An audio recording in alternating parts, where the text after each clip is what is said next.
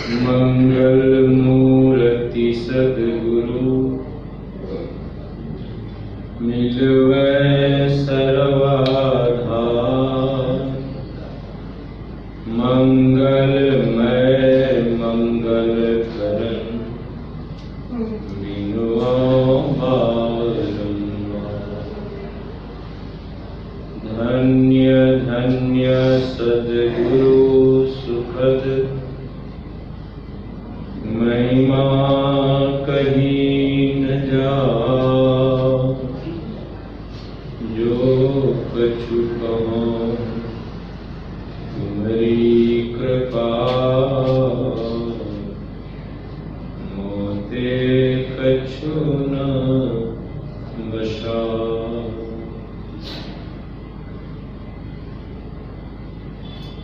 परम आदरणीय साधु समाज, साधकगण, सत्संग प्रेमी महान भावों, माताओं तथा भक्तिमती बैठ, हमारे परमाराध्य सद्गुरुदेव जी महाराज मानस पाठ करवाते थे और इनके पाठ के जो आशय हैं वह समझाते थे। अभी हमारे स्वामी जी ने बहुत बढ़िया से आप लोगों को सुनाया। आज साधना का कौन साधना है? ये पक्ष ध्यान साधना का आज अंतिम दिन है। हम लोग 15 रोज से ध्यानाभ्यास में तत्परता के साथ लगे हुए रहे हैं। मैं समझता हूं कि आप लोग जो ध्यान साधना किए हैं अवश्य ही आप लोगों पर गुरुदेव की बड़ी असीम कृपा बरसे होंगी। संत सद्गुरु की जो कृपा की वर्षा है वह होते ही रहते। और जो साधक अपनी पात्रता को जितना बड़ा किया है साधना करके, उसको प्रभु की, संत सद्गुरु की उस पात्रता के अनुरूप जरूर मिलता है। भले साधक, कुछ साधक हैं उनके मन में निराशा होता है कि साधना तो किया कुछ नहीं मिला, लेकिन ऐसी निराशा कभी नहीं रखनी चाहिए। हम जो साधना कर रहे हैं, यह जो संस्कार है, यह संस्कार अमिट है, यह मिटता नहीं है।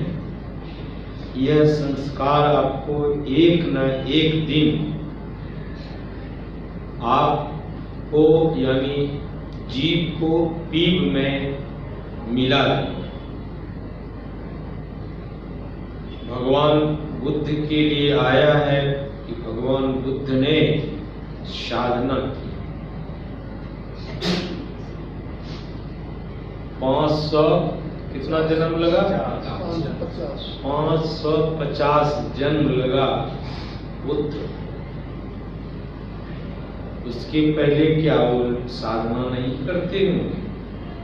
ये 550 जन्म साधना में रहा और फिर उन्होंने बुद्धत्व को प्राप्त किया। एक बार मैंने हुजूर से संसेवी परमहंस जी महाराज थे, पूछा था, गुरुदेव भिक्षु लोग, भगवान बुद्ध के अनुयायी लोग बहुत सारे आकाश मार्ग से उड़ते थे। ये सतयुग त्रेता द्वापर की बात नहीं है, कलयुग की, ज्यादा दिन की बात भी नहीं। मैं हुजूर से निवेदन किया, हुजूर बुद्ध तो इसी कलयुग में आए थे, उनका भी पारिवारिक जीवन था, पत्नी बच्चे थे, हम लोग तो ब्रह्मचारी, लेकिन हम लोग तो 1 इंच ऊपर नहीं उठ पाते, धरती से 1 इंच ऊपर नहीं। हुजूर वो बुद्ध का जो साधना है, वही साधना तो हमारी भी है, लेकिन कहाँ कमी है जो हम साधना में आगे नहीं बढ़ सकते। प्रायः भगवान बुद्ध के जो शिष्य हुए, बड़े बड़े राजकुमार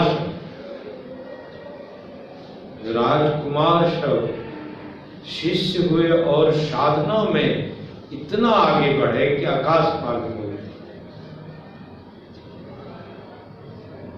तो हुजूर से जब मैं निवेदन किया इस तरह से, बोले गंगाधर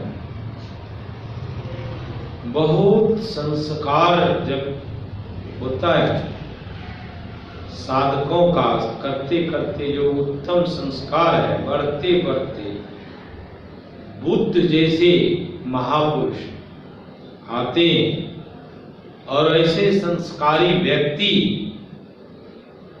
जब ऐसे महापुरुषों के शरण में, चरण में आते हैं, अवश्य ही वह आकाश मार्ग से और बहुत सारे रिद्धि सिद्धि को प्राप्त कर लेते हैं। तो भगवान बुद्ध कैसे थे, कैसा त्याग था, मुझे समझा रहे हैं हुजूर की कैसा त्याग। उस पर हुजूर ने कथा कही, एक राजकुमार, इसलिए तो हम लोगों को गुरु महाराज ने प्रार्थना में जो हम लोग करते हैं सुबह सुबह, सब प्यारा परिवार और संपत्ति नहीं भावे, गुरु ऐसी करिए दया, ऐसी दया भावे, ये सब नहीं भाव। लेकिन मन कितना मानता है। भगवान बुद्ध के जो भिक्षु थे, राजकुमार थे, वो इतना धन संपत्ति,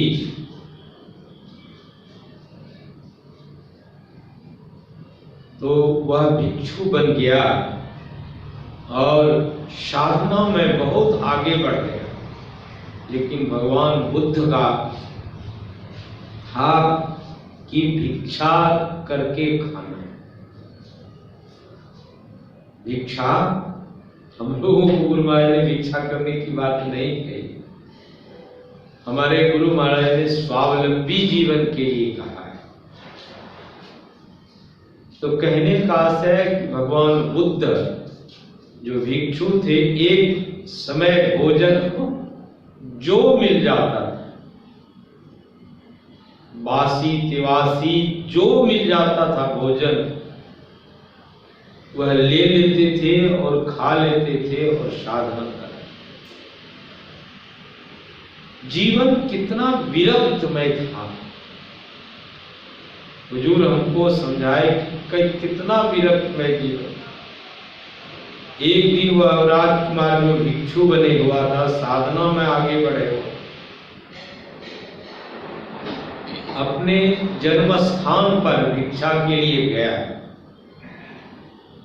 तो जिन दाई ने उसको पाला पोषा था, वह बासी दाल फेंकने जा रही थी।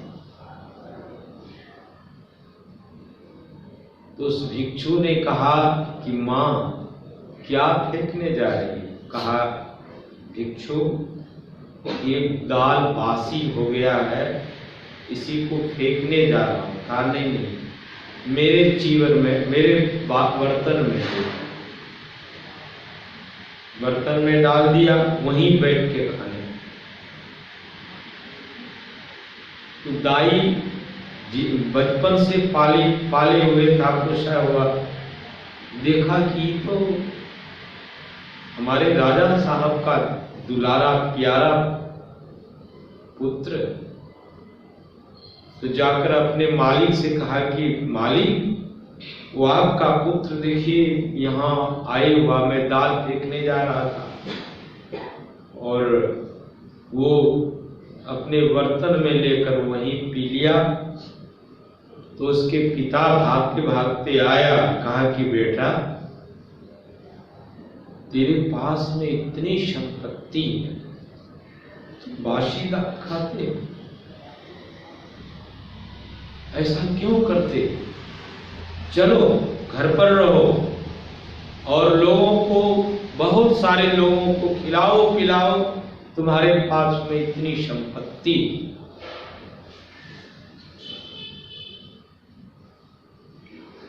ये कथा हमारे हुजूर साहब सुनाए हमको, जब हुजूर से निवेदन प्रार्थना की तो बोले वो भिक्षु ने, पिताजी आ गए, माताजी आ गई, पत्नी आ गई, सब आ गए। कहा कि चलिए आप। बोले नहीं, आज तो मेरी भिक्षा हो गई, निमंत्रण दोगे तो मैं कल आऊं। बोले ठीक है, निमंत्रण है, कल आइए, जरूर आए हैं। सोने चांदी जवाहरात का ढेर लगा दिया और उसके बीच में उस भिक्षु को खाने का स्थान बनाया।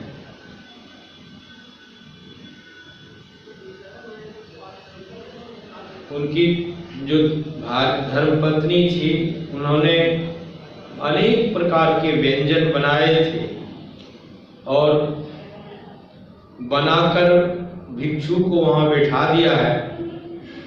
उस व्यंजन को लेकर जब आ रही है तो भिक्षु कहते हैं, बहन देर क्यों कर रही है?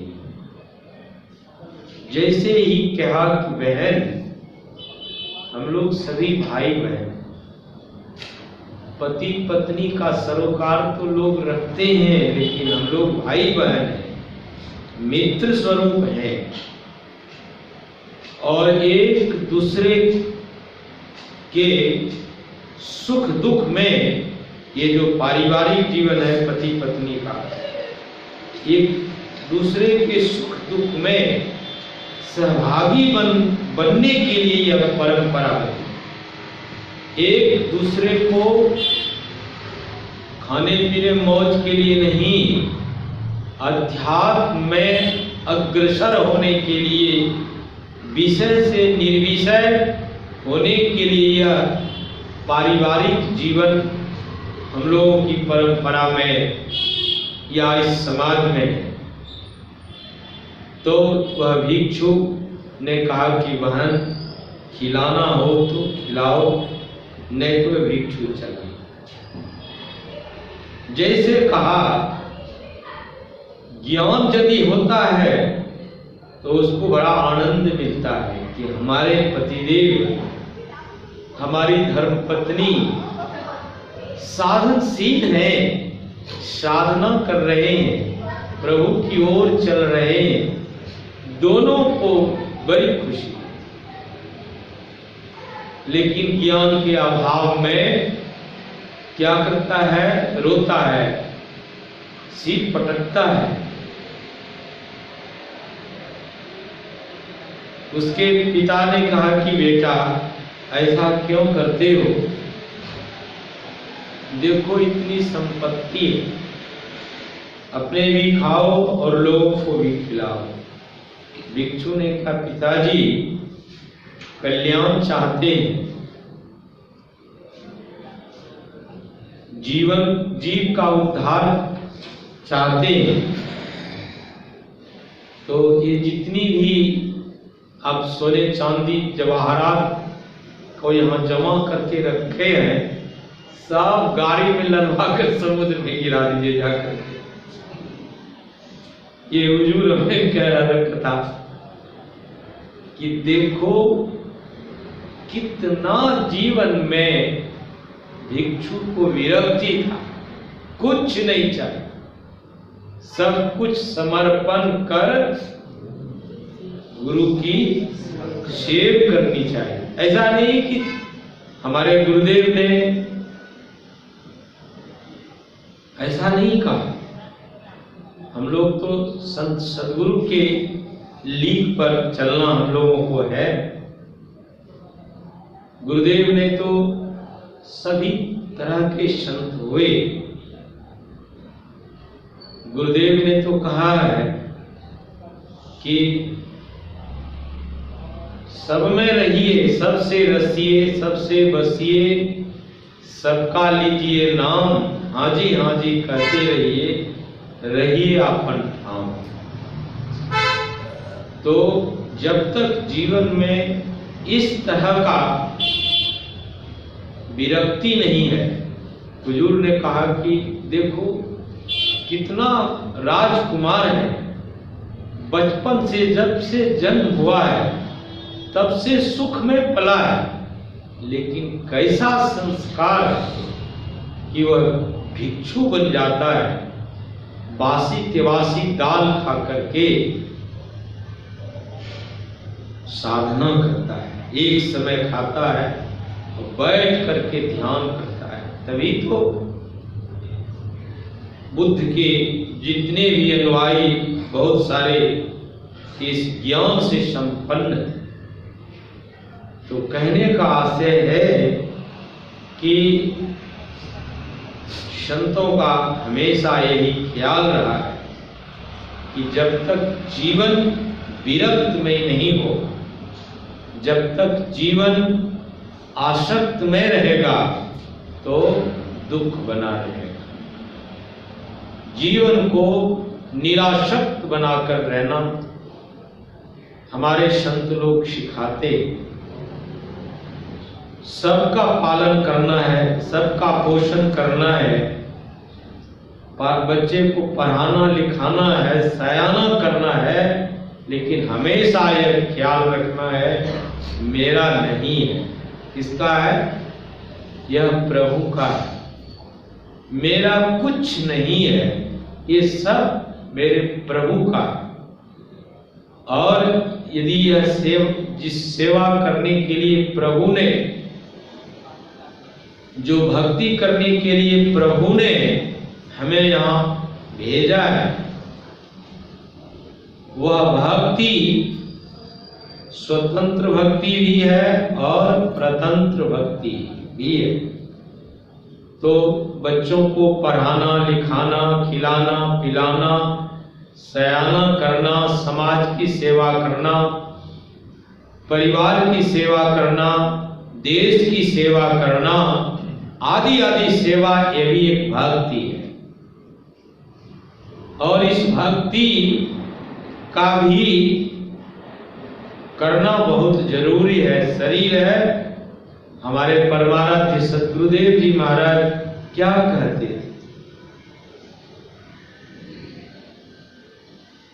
जब भारत और चीन का युद्ध हुआ था तो गुरु महाराज ने क्या कहा? अभी भी हमें सरकार, यहाँ की सरकार कहे तो मैं सहर्ष देश के लिए युद्ध करने के लिए मैं सहर्ष तैयार। जो संत हैं, कैसी भावना है, तो देश ही नहीं रहेगा, समाज ही नहीं रहेगा, परिवार ही नहीं रहेगा। हाँ, अवश्य ही परिवार को, समाज को अपने ज्ञान से, अपने सदाचार से समाज को, परिवार को इस तरह से सींचें, कि बिगड़े हुए परिवार सुधर जाए, बिगड़े हुए समाज में यह ज्ञान आ जाए, और इसी तरह से क्रमशः करते करते यह सदाचार जीवन का चमत्कार है। गुरु महाराज का यही ख्याल रहा है कि सदाचार जीवन में यह सब है कि सबकी सेवा करो, लेकिन यह समझ कर कि मेरा है, हमारी सेवा कोई जिसकी सेवा करे वह हमारी सेवा, ऐसा ख्याल नहीं। सब प्रभु का है, मैं प्रभु का समझ कर इनकी सेवा। सेवा क्या है? भक्ति है।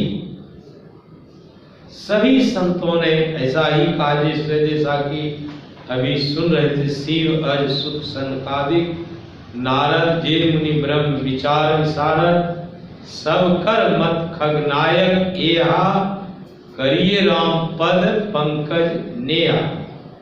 करिए राम पद पंकज नेहा, यह जो कागभुसुंडी जी ने कि करिए राम पद पंकज नेहा, पंकज कहते हैं किसको? कमल को। कमल जल में रहता है, वही वह उनका जन्म वही जल में कीचड़ में होता है, उसी जल में वह फलता है, फूलता है और अपना प्रसार करता है, लेकिन जल से वह व्याप्त नहीं होता है, हमेशा जल से अलग रहता है। इसलिए करिए राम पद पंकज नेहा, उस राम के चरण की मैं नेह करना चाहिए, जो चरण इस संसार सागर रूपी जल से रहकर, संसार रूपी में जल में रहकर जल से ऊपर रहता है, और वही वह सुरभित होता है, सुगंध करते हैं, फूलते हैं। इसीलिए जो कागभुसुंडी जी का कहने का तात्पर्य है कि ऐसे जो चरण हैं राम के, वह राम के चरण आप लोगों को बारंबार सुनाया जाता है कि राम का जो चरण है वह प्रकाश और शब्द। राम का चरण क्या है? वह प्रकाश है और शब्द है। यही प्रकाश और शब्द, यह राम का असली चरण है। जो इस प्रकाश और शब्द को जान जाता है, इनकी साधना करता है, अवश्य ही राम के चरणों में वह विशेष से विशेष प्रेम करता। इसलिए सारे संत सद्ग्रंथ ऐसे राम के चरण में नेह करने के लिए कहते हैं। बहुत बहुत आपने सुनाया, मानस से बारी मथे घृत होय बरु, सिकता ते बरु तेल। बारी मथे घृत होय बरु, सिकता ते बरु तेल। बिनु हरि भजन न भव तरिये, यह सिद्धांत पे। यह सिद्धांत हमारे गुरु महाराज का भी सिद्धांत। तो हम लोगों का सिद्धांत क्या है? भगवत भजन करने का सिद्धांत है हम लोगों का। गुरु महाराज के जो सिद्धांत है, तो सिद्धांत को पढ़िए। परिभाषा भी है गुरु महाराज के सिद्धांत को पढ़िए। तो यह सिद्धांत अपेल। अंतिम में क्या कहा कागभुसुंडी जी ने? बारी मथे घृत होय बरु। जल पानी के मथने से घी कभी नहीं हो सकता। घी तभी होगा जब आप दूध का मंथन करेंगे, दूध को जमाएंगे, दही बनाएंगे, तभी घी निकल सकता है। लेकिन जल का कितना भी मंथन करेंगे वो घी नहीं बन सकता। और सिकता कहते हैं बालू को पेरने से तेल नहीं निकल सकता है। तेल तो सरसों के पेरने से तेल निकलता है। ये काकभुसुंडी जी कहते हैं, बारी मथे गिरत होए वरु सिकता ते वरु तेल, बिनु हरि भजन न भव तरिए। यह सिद्धांत आपके बिना हरि के भजन किए आप संसार सागर से पार नहीं हो सकते।